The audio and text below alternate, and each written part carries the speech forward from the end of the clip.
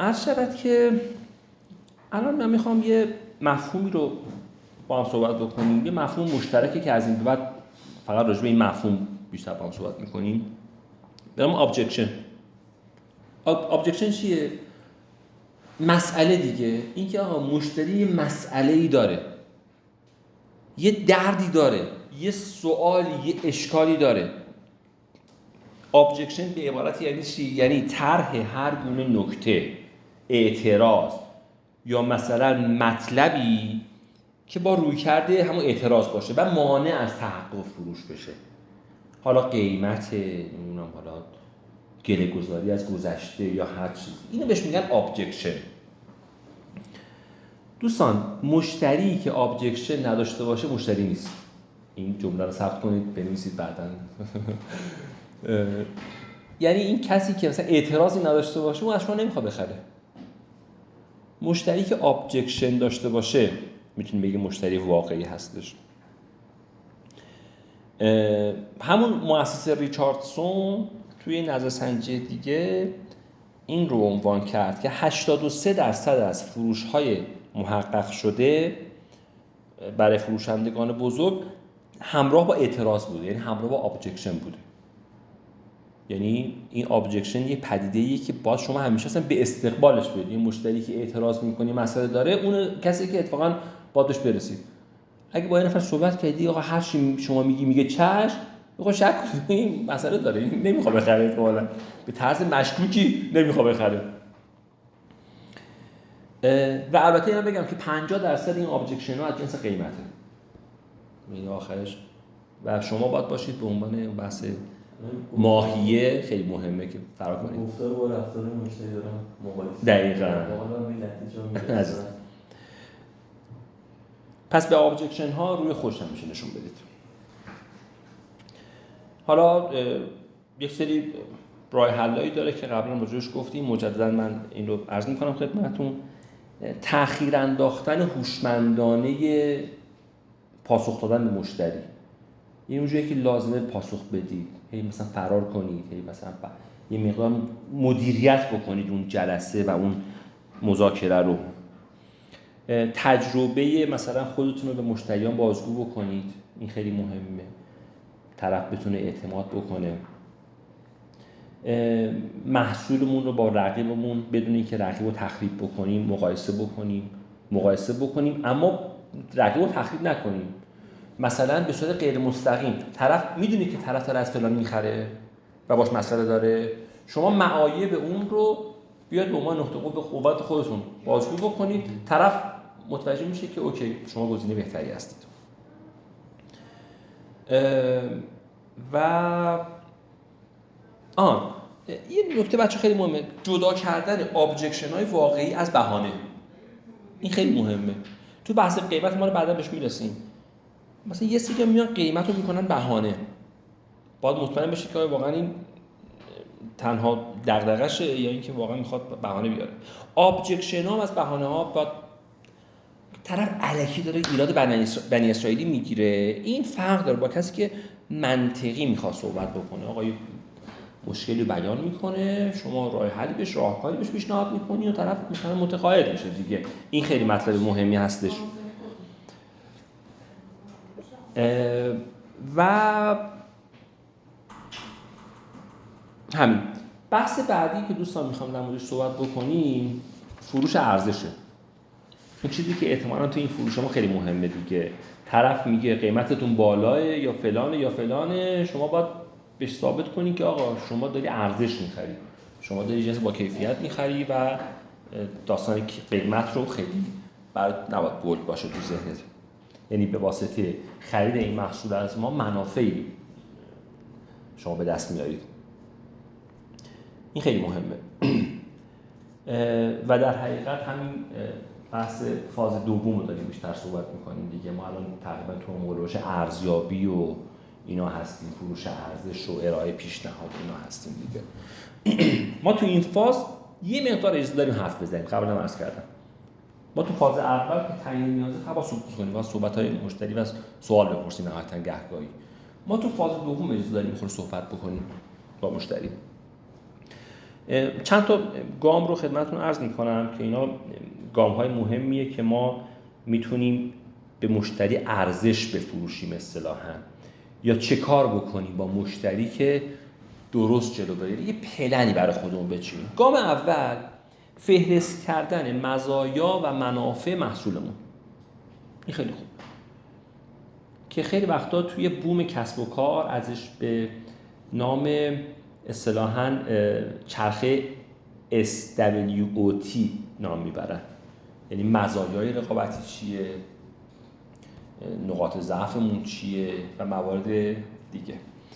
پس مزایا و منافع محصول رو به صورت کاملا واقعی بچه‌ها لیست بکنیم. خیلی خوبه که با خودمون رو راست باشیم. گام دوم که خیلی مطلب مهمیه، خصوصا در مورد چالش قیمت، بچه‌ها بلافاصله پاسخ ندید. قبلا گفتیم هی سعی کنید در خصوص بحث قیمت فرار بکنید و در مورد مسائل دیگه هم سعی کنید بلافاصله تصمیم نگیرید و پاسخ ندید.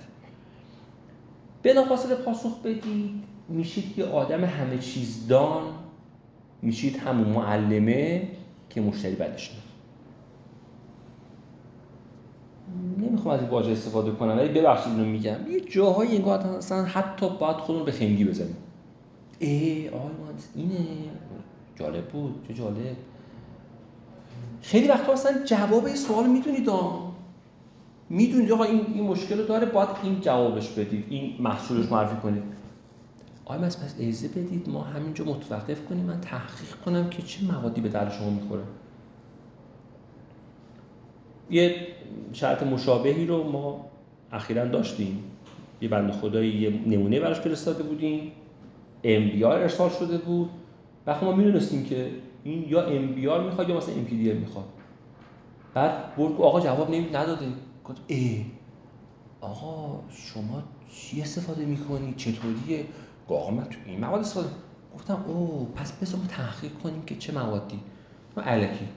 و 2 روز 3 روز بعد گفتیم آقا شما از این مواد EPDM باید استفاده بکنید. و رفت جواب داد. میخوام بگم بعضی وقتا یه جورایی باید مشتری بفهمه که براش مهم هستیم و اون برای ما مهم هستش اصطلاحاً. گام سوم که چند دقیقه پیشم عرض کردم خدمتتون، دغدغه مشتری در مورد قیمت شفاف کنید بچه‌ها. اینکه واقعا دغدغه‌ش یا بهانه‌شه، قیمت رو بهانه کرده یا واقعا دغدغه‌شه. این خیلی مهمه. چند تا سوال رو بپرسید. خب آقای مهندس، خانم مهندس، خانم دکتر، هر چیزی، هر پیش‌بند و پس‌بندی، حالا اگر دغدغه قیمت حل شد شما دغدغه دیگه هم دارید؟ ممکنه راجع به دغدغه‌هاتون صحبت کنید. الان همون فاز ارزیابی هستیم دیگه، مجددا عرض می‌کنم ما الان فاز ارزیابی هستیم. آیا فقط دغدغه قیمت دارید یا دغدغه دیگه دارید؟ یعنی طرف خیلی مهمه که چی جواب میده. تو دام شما میفته دیگه اگر جور دیگه باشه. یا مثلا اوکی قیمت ما بالاست، حالا چرا فکر می‌کنید قیمت ما بالاست؟ مثلا منافع ما رو بررسی کردید. این همون فازیه که ما باید در مورد منافع و تاثیراتش صحبت بکنیم دیگه. یا اصلا قیمت ما رو با چی مقایسه کردید؟ این خیلی مهمه. این موردی که من توی این هفته‌های گذشته خیلی روش تمرکز پیدا کردم، این که من اصلا حاضر نیستم بچه‌ها ما وارد یک رقابت دور از جون احمقانه‌ای بشیم با یک سری تولید کننده‌های داخلی و جنس‌های چینی و بخوایم وارد تخفیف دادن‌های الکی بشیم. نه آقا، ما کلاس کاریمون اینه. ما یه برندی هستیم که مشخصه، پایتک و چون شما بخوای وارد رقابت با اونا بشی، شیرجه زدن در استخر خالیه. در نهایت رو میبرن. شک نکنید. بخوام وارد قیمت بشم. پس باید شما اشل خودتون رو نگه دارید دیگه. بله آقای یه جاهایی اصلا با شل کنید. بله آقا درست میگی شما، ما قیمتمون بالاست. ولی خب ما اینیم. تکنیکمون اینه، تکنولوژیمون اینه، یه چیز دیگه. یعنی اینو برای مشتری تبیین بکنید. متاسفانه من دارم میبینم که فقط و فقط استراتژی کاهش قیمت وجود داره. من همیشه مخالف جشنواره هستم. همیشه امکان نداره جواب بده. بعید جای جواب بده. آقا مثلا تخفیف 10% به مشتری‌ها، 20% به مشتری‌ها جواب نمیدید. تازه مشتری بدبین هم میشه، یا اینا چقدر سود میکنن که 20% تخفیف میدن. یه مشتری باید به شما اعتماد بکنه و بدون که شما سود منطقی دارید و شما حاضر نیستید از اون سود کمتر کنید. تخفیف دادن زیاد، مثلا بعضی وقتا میبینم تخفیف 50%. تو داری رسما به مشتری میگه تو کلاهبرداری. حالا کلاهبرداری منظورم اینه که چرا تا الان اون تخفیف مشتری ندادی؟ حتی حقوق مشتری رو ضایع کردی. الان چه اتفاقی افتاد؟ مثلا جشنواره چی اصلا اعتقاد داری؟ اعتقادی نداری به چیزی. خب این خیلی مهمه. پس این استراتژی خیلی مهمه، استراتژی تخفیف کالا بعداً در موردش صحبت می‌کنیم اینجا. گام چهارم که تقریبا شاید یه حالت تکراری داشته باشه، اطمینان به مشتری که آقا در ازای قیمتی که پرداخت می‌کنید منافع بیشتری، یعنی اون قیمتی که میدید منافع خیلی بیشتری نسبت به اون قیمت دریافت می‌کنید. هم فروش ارزش که در موردش صحبت کردیم. قبلا عرض کردم خدمتتون، مجددا عرض می‌کنم یکی از برنامه‌هایی که انشاءالله تو کارتون بذارید اینه که لیستی از مشتریان راضی، مشتریانی که هیچ ابجکشنی کار با شما نداشتن، قشنگ لیست بکنید، در اختیار قرار بدید، در اختیار مشتری قرار بدید. آقا مثلا این آقا داره از ما، در اختیار مشتری قرار بدید، نه کسی دیگه. آقا اینا مشتری ما راضی، میتونید زنگ بزنید. فکر کن شما همچین جمله‌ای بگی یا تو سایتتون بذاری، حتی تو سایت نمیشه بذاری چون شاید تامین کننده‌های دیگه بیان مشتری رو دور بزنن. خب ولی میتونید به صورت موردی مشتریتون صحبت کنید. آقای فلانی ما خرید و راضیه. اینم شما تلفنش. میتونید در حقیقت اعتماد بکنید. این مطلب خیلی مهمه که باید مد نظرتون باشه.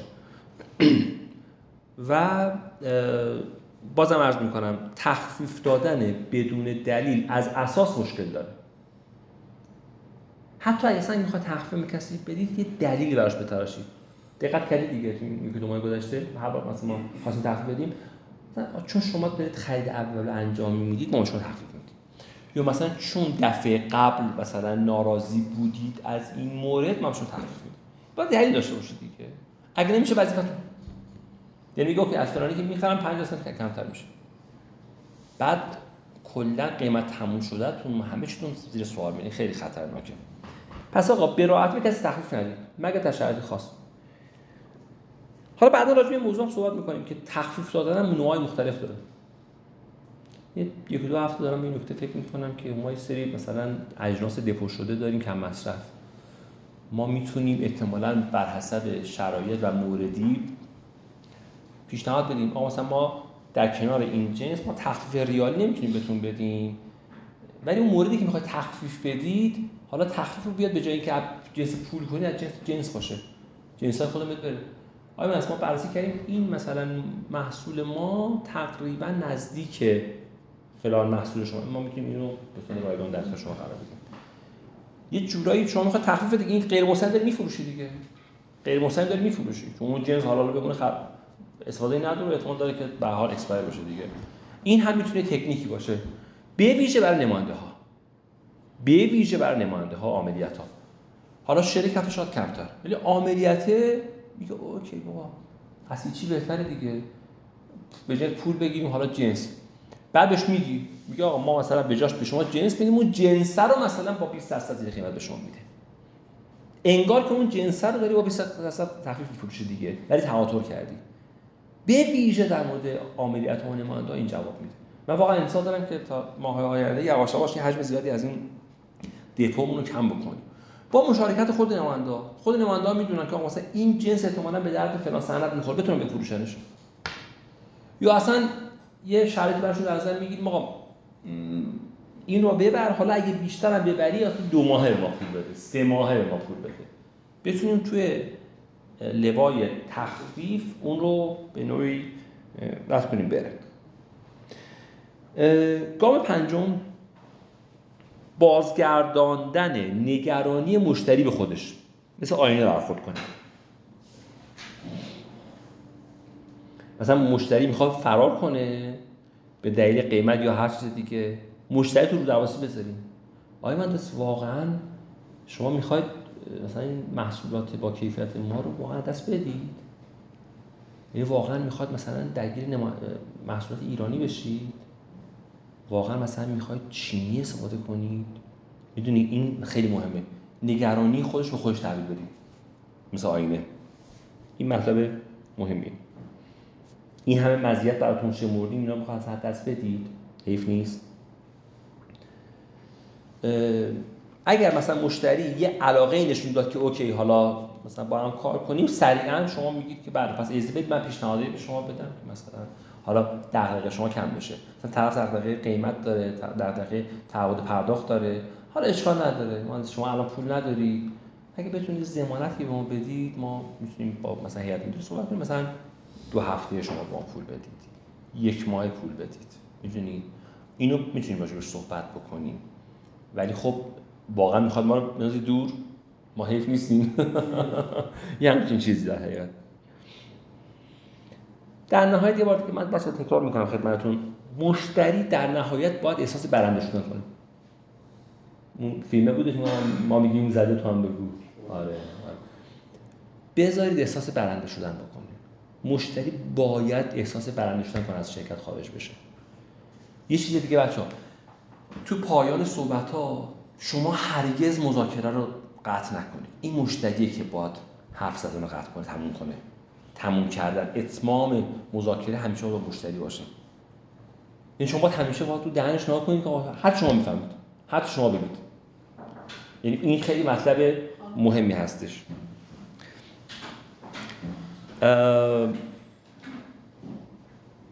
راجع به شور کردن که گفتم آقا قیمت بالاه، بله قبول داریم، ولی خود دلیلش اینه دیگه، خب طبیعیه که این نباید یک کاری کنید که مثلا مشتری فکر کنه که هزینه ارسال، بچه خیلی مهمه، هزینه ارسال باعث شده قیمت بره بالا ها.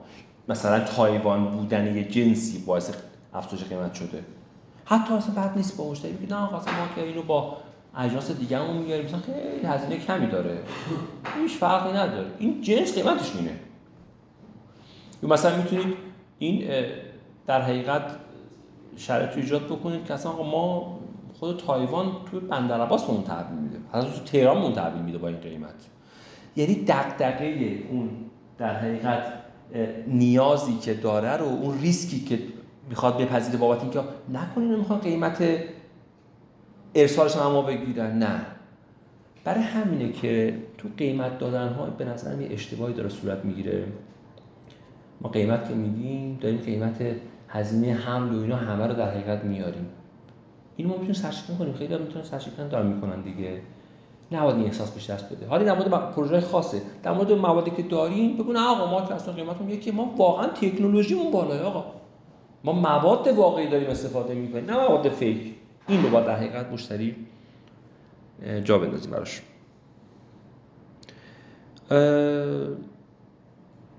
اینم گفتیم که طوری رفتار کنیم که مشتری روی تخفیف گرفتن نداشته باشه، یعنی اصلا به خودش اجازه نده تخفیف بگیره. آقا اینا انقدر کلاسشون بالاه و اینقدر با جنسشون با کیفیته و همه چیشون رو حسابه، روی تخفیف. ولی وقتی که شروع می‌کنیم تخفیف دادن الکی به مشتری، طرف میگه اوکی این شرکت میرم بای دیفالت که 10% دارم، حالا ببینم بعدش چی میشه. هیچ، کلا مذاکرات خراب میشه.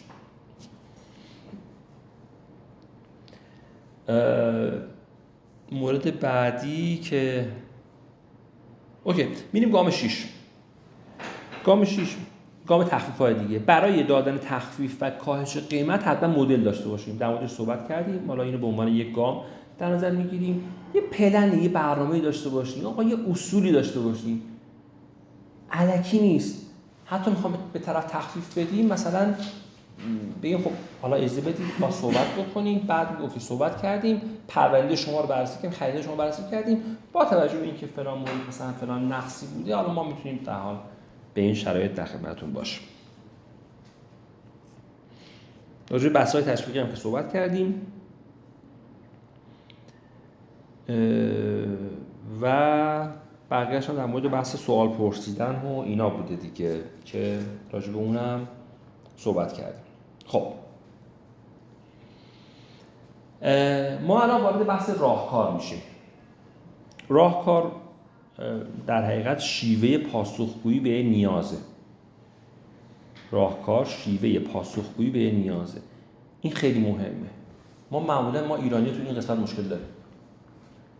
شما ایرانی اصلا به راحتی نمیتونید ما گفتگو بکنیم، حرف نمیتونیم بزنیم. اصلا یه نموداری بود اسمش یادم رفته، اینکه یه اینپوت آوتپوت ارتباطات انسان‌ها چیه، یه نفر میاد اینطوری بعد محل میاد با هم صحبت میکنن، بعد یه دفعه نویزی به وجود میاد گل میزنه تو همین رابطه. همینه دیگه. مثلا شراکت‌های چندین و چند ساله به خاطر یه نویز کلا گند زده میشه. یه رابطه مثلا به خاطر یه اتفاق خراب میشه. واقعا گاهی احساس میکنم خیلی از روابط سطحیه، روابط کاری، روابط احساسی، هر چیز سطحیه. یه نویز خرابش میکنه. یه برادری رو، یه رابطه برادری رو یه اتفاق مثلا مخدوش میکنه. این خیلی سطحیه دیگه. پس این راهکار خیلی مهمه، شیوه پاسخگویی به نیازه. و مقوله بسیار مهم در زمینه راهکار بحث زمان دوستان. زمان ارائه راهکار، زمان مناسب، زمان هدفگیری صحیح، هدف اون تکثیر اندازی صحیح، زمانی که شما با تشخیص بدی کی باید الان فلان جمله رو بگی، کی باید سکوت کنی، کی باید گوش کنی، کی باید حرف بزنی. خیلی مطلب مهمیه. چیزی که در فروش سنتی همیشه وجود داشته پروموشن بوده.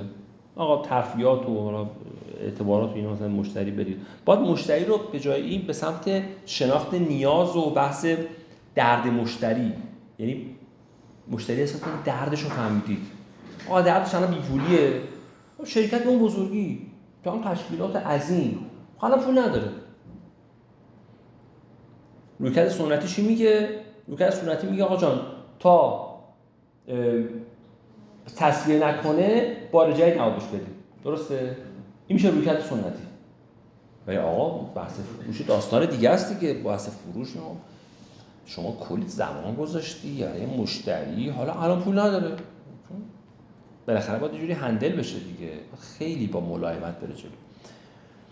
برای همینه که خیلی وقتا وصول مطالبات هم در دل فروش میذارن، چون اون کارشناس فروش با یه زبانی خیلی خیلی منطقی و با آرامش سعی میکنه قضیه رو ببره جلو.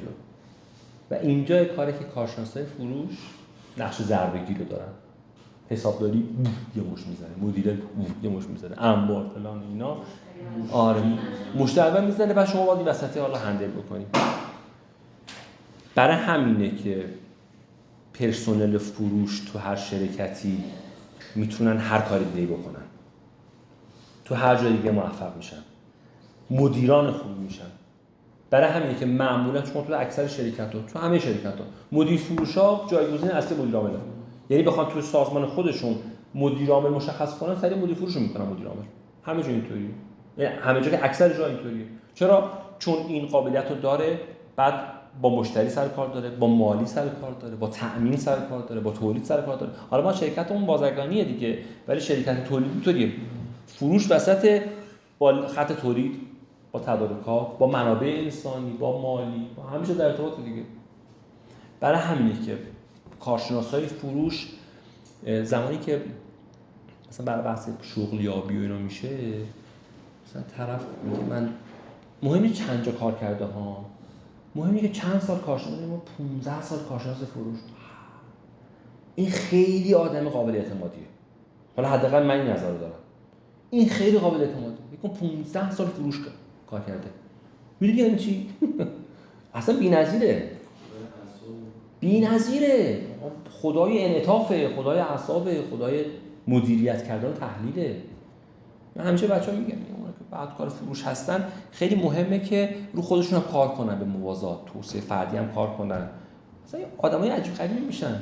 یه آدمی میشن که اصلا در جغرافیا نمیگنجن. معمولا آدمایی میشن که میتونن برای خودشون بیزینس را بندازن، میتونن موفق بشن. ولی مثلا یک شخصی که مثلا کارشناس منابع انسانی، کارشناس خرید، کارشناس تولید، اونا فقط یک کار ثابت دارن. ولی فروش آن لیمیتد.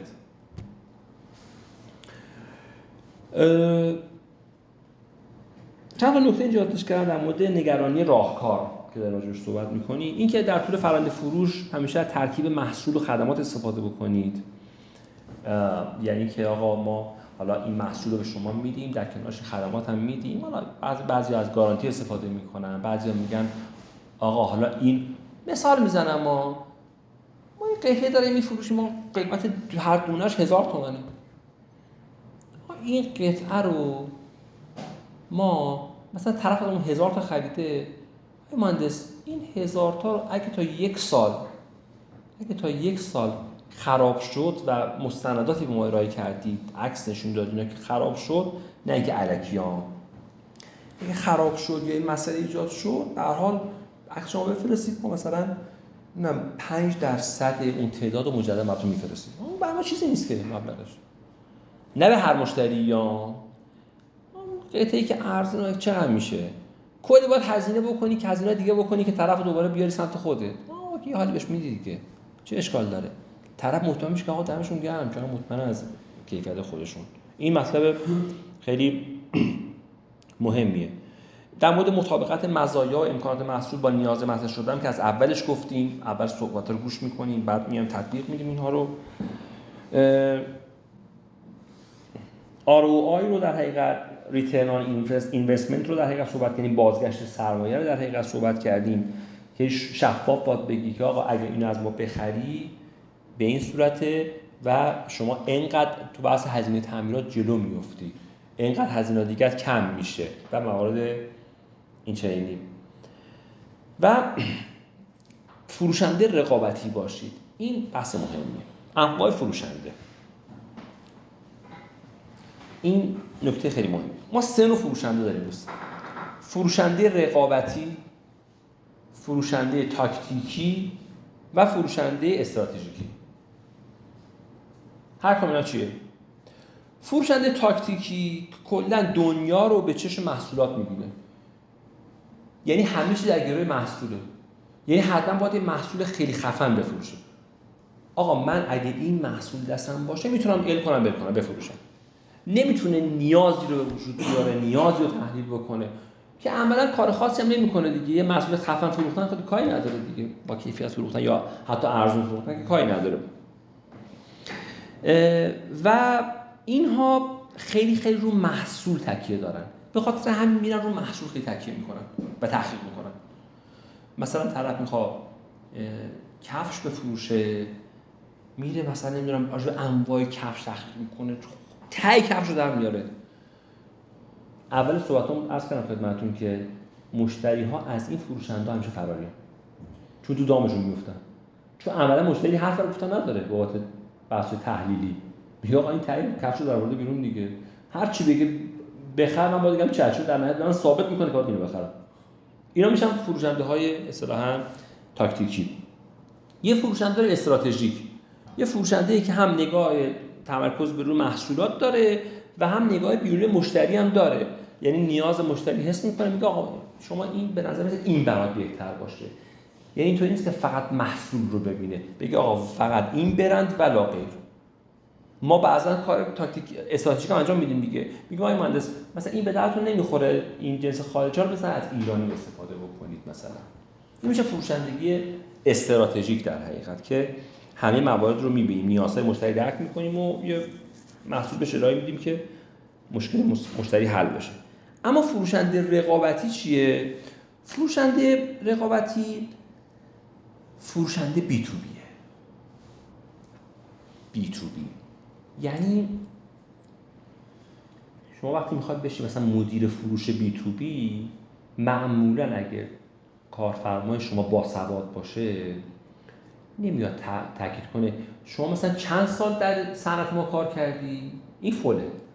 فروشنده بی تو بی اصلا نیازی نیست که بخواد محصول رو بشناسه، که بی تو بی داره مذاکره کنه، حرف بزنه، نیاز مشتری رو بسنجه، بیاد نقاط قوت و ضعف خودش رو بررسی بکنه، اینها رو با هم تطبیق کنه، با شرط خیلی خیلی حرفه‌ای ببره جلو.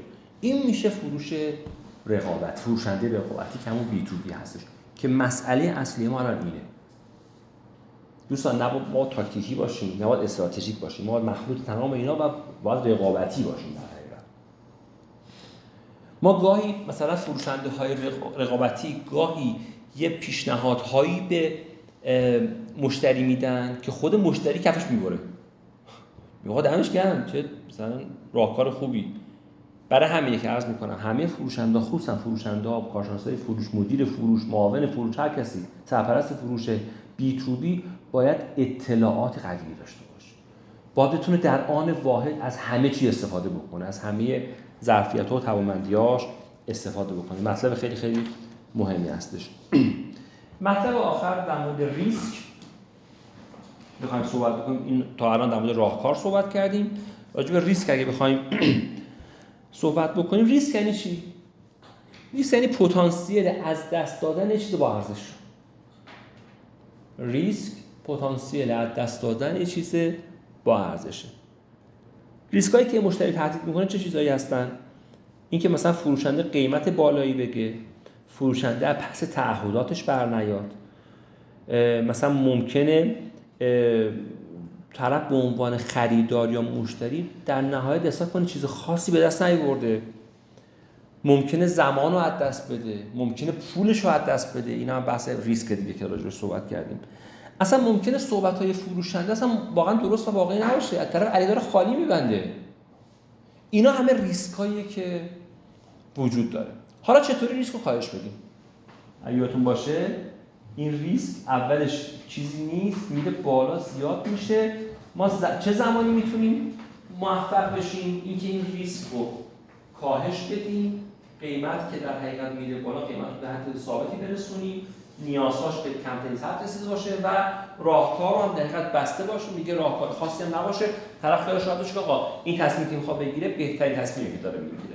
حالا راه حلایی که میتونیم در حقیقت ریسک مشتری رو کاهش بدیم، یکی این که از همون ابتدای کار به مشتری نشون بدیم که حرفه‌ای هستیم. یعنی مشتری خودش رو جمع کنه. خیلی وقتا شاید براتون پیش اومده مشتری روبروتون نشسته، آدم حرفه‌ای، خفن، قشنگ 3 سوت شما رو شکلات پیش میکنه. خیلی جالبه بچه‌ها. مذاکره رو پیش بردید، همه چی عالی داره پیش میره، تو مراحل آخر برای ما که راجع به ریسک داریم صحبت می‌کنیم دیگه وارد فاز سوم داریم میشیم دیگه، تعهده.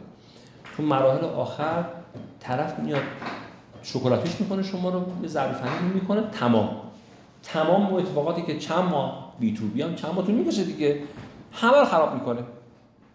و پس باید شما نشون بده که حرفه‌ای هستی. چطوری مطالعه میکنید، تحقیق میکنید، راجع به محصول اونا صحبت میکنید. ببین زمانی که تو صحبتاتون اولی که اجازه ندید اول استاد صحبت کنید دیگه، ولی وقتی اون چند تا جمله که میخوای بگی یه اشاره‌ای باید بکنید بچه‌ها که طرف بدونه که اوکی این در مورد ما تحقیق کرده، این صنعت ما رو میشناسه. مثلا در مورد کمپرسور میخوام مثلا تحقیق بکنی، آقا مثلا شما کمپرسور بادیه، روغنیه، مثلا توان موتورش چقدره، چطوریه، میدونی؟ اینا همه چیزاییه که طرف میگه اوکی این پس میدونه ظاهره. مثلا بپرسی خب آیا از کمپرسور دقیقاً چه کار میکنه؟ خداحافظ. اصلا بحثی نمیمونه. پس آقا هر کدوم این سرنخ‌هایی که ما ثبت می‌کنیم داریم بریم جلو، به این راحتی نیست بچه‌ها. خواهش می‌کنم که راجع به اون صنعت خود اطلاعات کسب کنیم. اوریم تو کجا استفاده میشه. باور بفهمید که برای خودتون خوبه ها. یعنی فقط برای این شرکت خوب نیست. در درون خودتون داره به وجود میاد، اطلاعاتتون بالا میره و کلی کار می‌کنید. شاید یه روز رفتید تو همون شرکت کار کردید، حتی راحت‌تر می‌تونید برید جلو. یه بحث دیگه، مشتری رو در فشار زمانی برای خرید قرار ندید. عرض کردم طرف وارد فروشگاه میشه، خب بفهم چی نیاز داری؟ چی میخواد؟ آقا ول کن بذار قشنگ دو طرف دور بزنه با خیال راحت. مثلا مشتری زمین خب حالا چی میخواد؟ خب حالا کی میخرید؟ حالا آقا بذار قشنگ آهسته آهسته بجو. آقا بچا ببین بی تو بی یعنی آهستگی. بی تو بی همون قانون کشته که خدمتتون عرض کردم. قانون آهسته بودنه. من همیشه هم گفتم خدمت همه دوستانم عرض کردم آقا بی تو بی آهستگی. با زود باش جواب نمیده. خیلی صادقانه بگم اگر اهداف کوتاه مدت در نظر گرفته بشه فایده نداره. میشه مثل جمهوری اسلامی. حالا این فایلم داره ضبط میشه، بی احترامی نمیخوام بکنید، ولی داستان از چه قراره؟ اینه که مثلا میان یک دولت میاد یه سری کارهای همه رو عوض میکنه با خودش میبره، دوباره دولت بعد میاد بعد بعدیه به قبلی کاری نداره، کار جدید انجام میده و چیز کوتاه مدت. یعنی دوره عمر مفید و تعهدات مثلا دولت‌ها تو ایران 98 سال دیگه. 8 سال داره میگذره. به نظر میرسه اتفاق خیلی خاصی پیشرفتایی بوده ولی خب اتفاق خیلی خاصی هم انگار نیفتاد و عملاً چی. این در مورد مثلا بحث فروش هم هست. این مدیر فروش میاد مثل تیم‌های عربستانی هستش که سریع مثلا مربی رو عوض میکنه، دوبار که میوازه مثلا عوض میکنه. آقا من خودم شخصا حالا زمانی که حالا تصمیم گیر باشم ولی چه به عنوان مدیر عامل یا هر چیز دیگه واقعا اتفاقا با آدمایی که شکست خوردن اعتماد میکنم. اونی که شکست خورده خب فهمیده دیگه چیه داستان دیگه، میدونه از کجا ضربه خورده، اون اتفاقا در صدد جبران برمیاد. این خیلی مطلب مهمیه. مطلب بعدی سناریوهای مختلف قیمت رو به اون پیشنهاد بدیم که عرض کردم خدمتتون محصولات رو با ترکیب‌های مختلف پیشنهاد بدیم.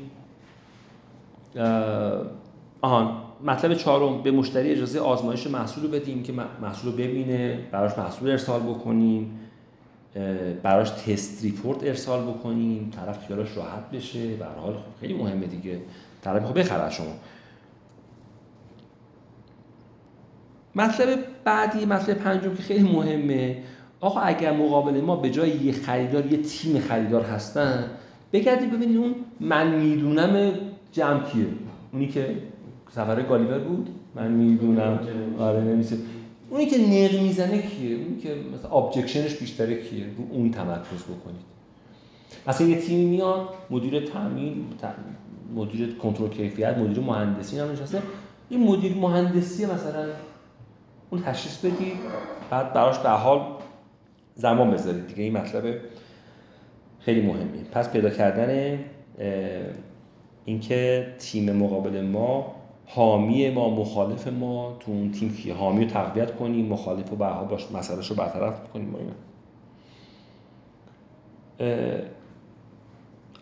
مطلب بعدی افزایش نگرانی ریسک رو در مشتری پیش بینی بکنیم. اینکه مشتری احتمالاً چه کار میکنه، چطوری مثلا به ما نشون میده. ببین هر کسی آلارمایی داره دیگه. اگه مشتری جواب تلفن نمیده، جلسه رو لغو میکنه، نهار دعوتش میکنیم نمیاد، نمیدونم برای به نتیجه رسوندن کار تلاش نمیکنه و حالا اون فرد تصمیم میگیر اصلا خودش رو وارد جلسه نمیکنه، وارد گود نمیکنه، یا حالا نمیدونم در تصمیم گیری تعلل میکنه یا هر چیز دیگه، آقا این مشتری که یه جورایی نگرانی داره دیگه، مسئله داره، باید این مسئله‌شو براش حل کنیم. البته در تمام اینا، در کنار تمام اینا که خدمتتون عرض کردم، یه بحث اصلی وجود داره که آقا معمولا یه مشتری یا یه خریدار با یه نفر میبنده، حالا یا به صورت خیلی رسمی یا به صورت رسمی یا به صورت غیر رسمی با یه نفر میبنده. مثلا از این تامین کننده راضیه، نمیخواد اصلا تامین کننده‌شو عوض بکنه، یا به هر حال بحث‌های انگیزشی وجود داره و با طرف بسته نمیخواد تامین کننده‌شو عوض بکنه. این هم مطلب خیلی مهمه.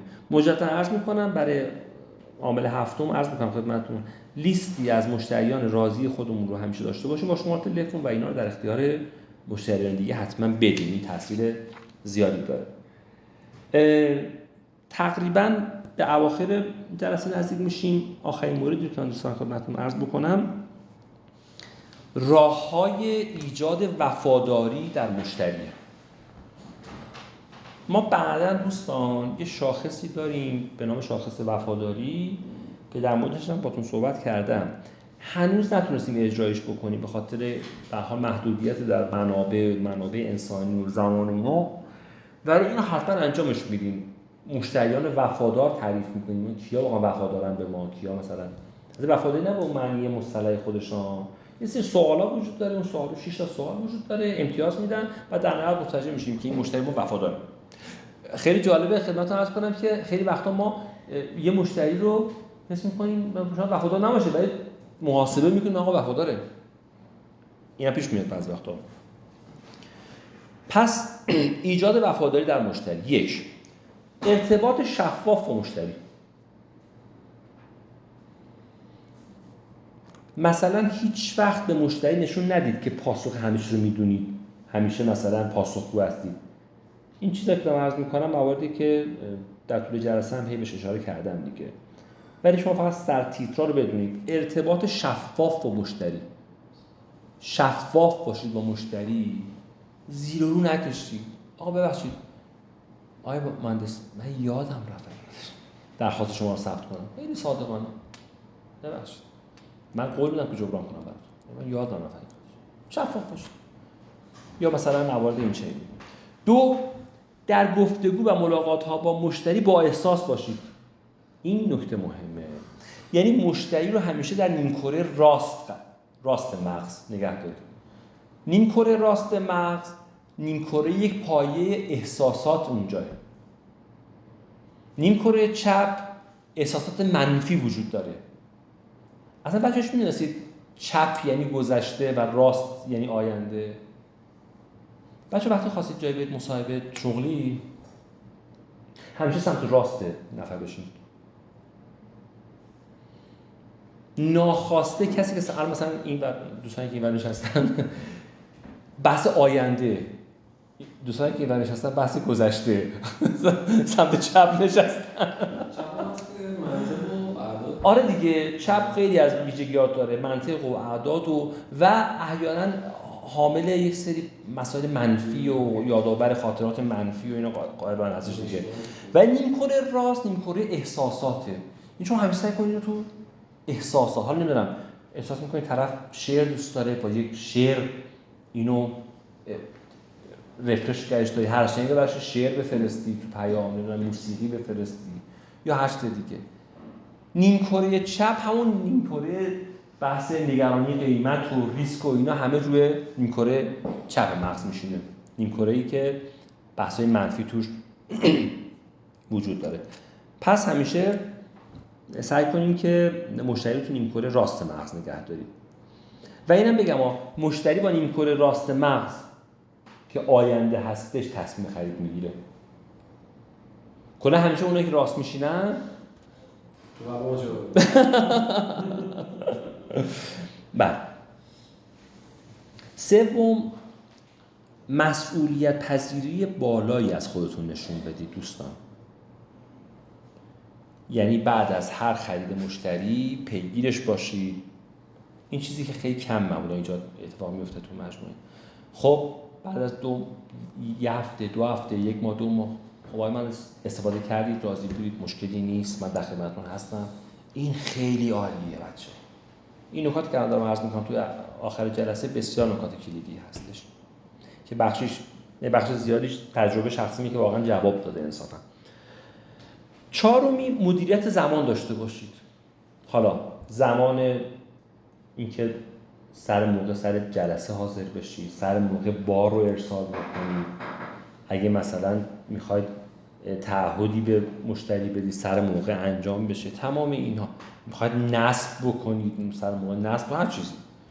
خلاصه مدیریت زمان داشته باشید. بحث 5 ارائه اطلاعات مؤثر به مشتری.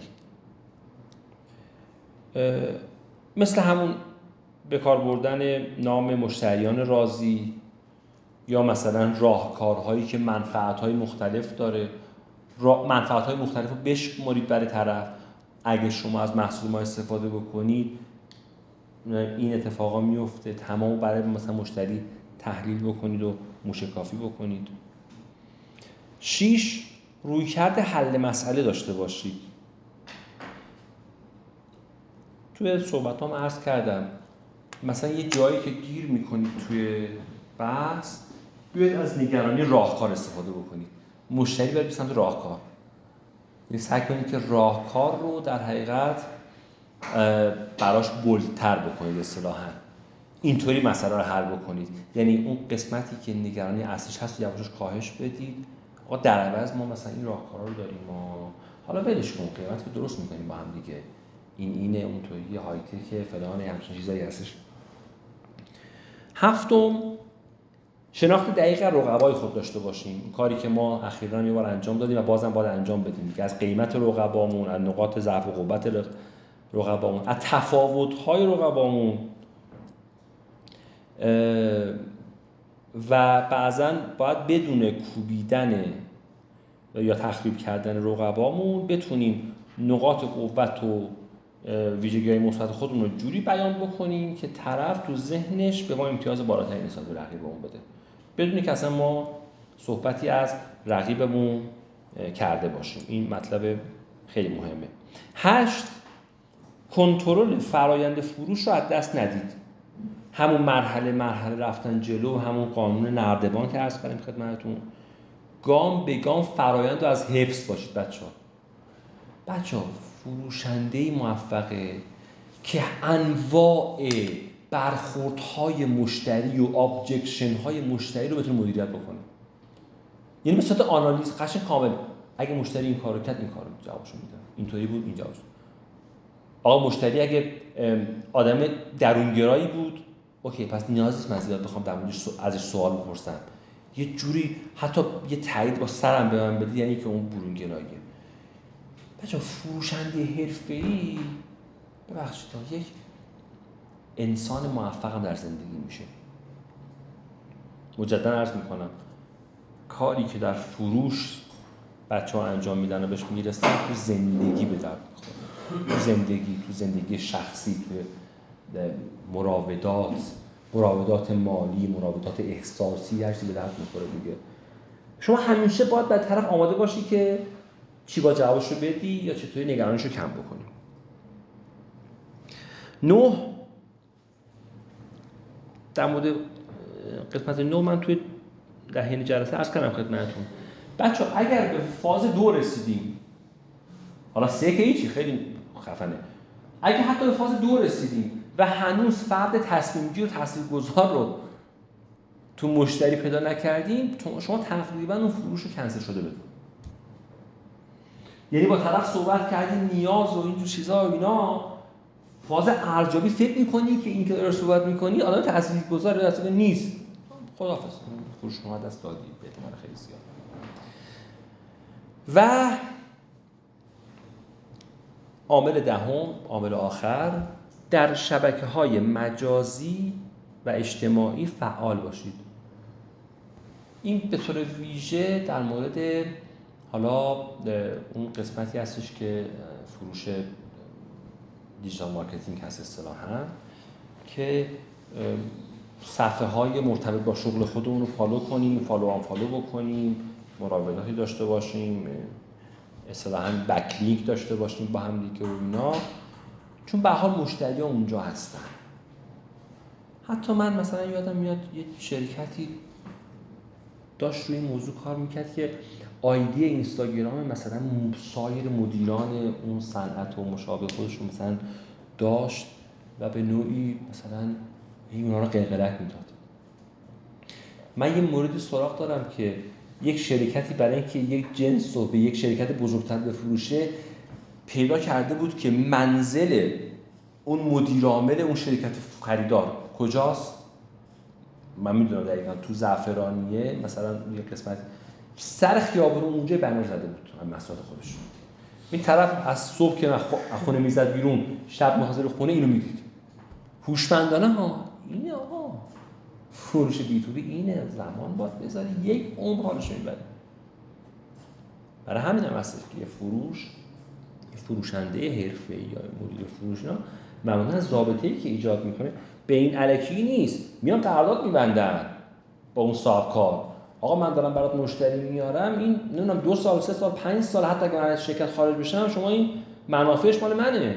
این در کل دنیا اینطوریه. تو ایران اصلا خیلی مسخره، مثلا این قرارداد نمیدونم 3 ماهه و 6 ماهه میبندن با افراد، بعد خداحافظ شما اصلا این صحبت‌ها نیست. اصلا در خارج از کشور، حتی البته اینم بگم داخل ایران هم خیلی یاد دارن به این روش کار میکنن. مثلا هر مدیر فروشی، هر کارشناس فروشی وکیل داره. اوکی من اینو بردم، من قرارداد امضا کن، این مثلا تا 2 سال 3 سال 1 سال 5 سال 10 سال این با من برای منه عوایدش، یعنی درصد من رو من بدید. اینطوری جلو میرن، به این راحتی نیستش. این کلیت کار بود در مورد فروش بی تو بی. مجددا عرض میکنم ابعاد بنیادی فروشمون که نیاز، قیمت، راهکار و ریسک هستن ما تو این جدول نوشتیم خدمتتون، کشیدیم و راجبش توضیح دادیم. خواهش میکنم اگه هر سوالی هم دارید بفرمایید، من در خدمتتون هستم. در غیر این صورت باید بریم تو کار ببینیم چی در میاد. یعنی برای هر کدوم مشتریاتون نمودار رو بکشید. من خواهش میکنم ازتون که این در حقیقت فایل ها رو هر از چندگاهی در حقیقت گوش کنید. این خیلی خیلی مهمه و خود من هم حتی گوش میکنم به این دلیلی که میتونه برای خودم ریویو باشه. ممنونم از زمانی که اختصاص دادید.